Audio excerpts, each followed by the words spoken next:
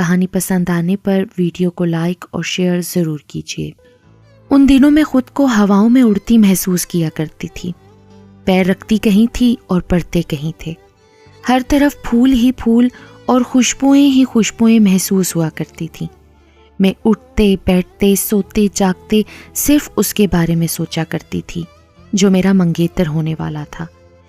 ہر خیال دل سے محو ہو چکا تھا سوائے اس کے خیال کے، ہر تمنا دم توڑ چکی تھی سوائے اس کے نام ہو جانے کی تمنا کے۔ وہ ایک بہت یادگار دن تھا جب امی نے مجھے ایک لفافہ پکڑاتے ہوئے کہا تھا، مونا بیٹی، یہ تصویر تمہارے پاپا کے دوست کے صاحبزادے کی ہے، دیکھ لو پھر مجھے بتا دینا۔ امی کی اس اطلاع کے ساتھ ہی میری آنکھوں میں ڈھیروں ستارے جھلملا گئے اور میں نے ضدی بچوں کی طرح کہا، امی یہ کیسے ہو سکتا ہے، میرا فیوچر امی۔ مجھے بہت رونا آ رہا تھا۔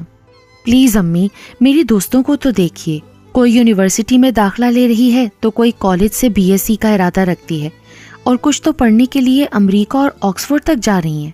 میں ان سب سے زیادہ ذہین اور پڑھائی کی شوقین ہوں تو اس کا یہ انجام ہو۔ اس بات پر امی نے مجھے لپٹا لیا اور اطمینان دلایا، ارے بیٹا، میں تمہارے ساتھ زبردستی تھوڑی کر رہی ہوں، میں نے تو مسز اقبال سے پہلے ہی کہہ دیا ہے کہ میری مونا کے لیے آپ کو کم از کم اس کی گریجویشن کرنے تک کا انتظار کرنا ہوگا۔ بس منگنی ہو جائے تب تک طارق بھی میجر ہو جائے گا، وہ بھی اگر تم چاہو گی تب، ورنہ بیٹا تمہارے پاپا نے کہہ دیا ہے کہ مونا کی مرضی کے بغیر ہم کوئی قدم نہیں اٹھائیں گے۔ اس دن جب میں نے اپنے کمرے میں آ کر وہ لفافہ کھولا تو خود ہی شرما گئی۔ اف، اس کی موٹی موٹی خوابناک آنکھیں اس کے گریسفل چہرے پر بہت سج رہی تھیں، اور پھر وہ مجھے کیپٹن کے یونیفارم میں اتنا بھایا کہ اب مجھے سخت افسوس ہوا تھا کہ امی کے سامنے کیوں اتنا نخرہ دکھایا۔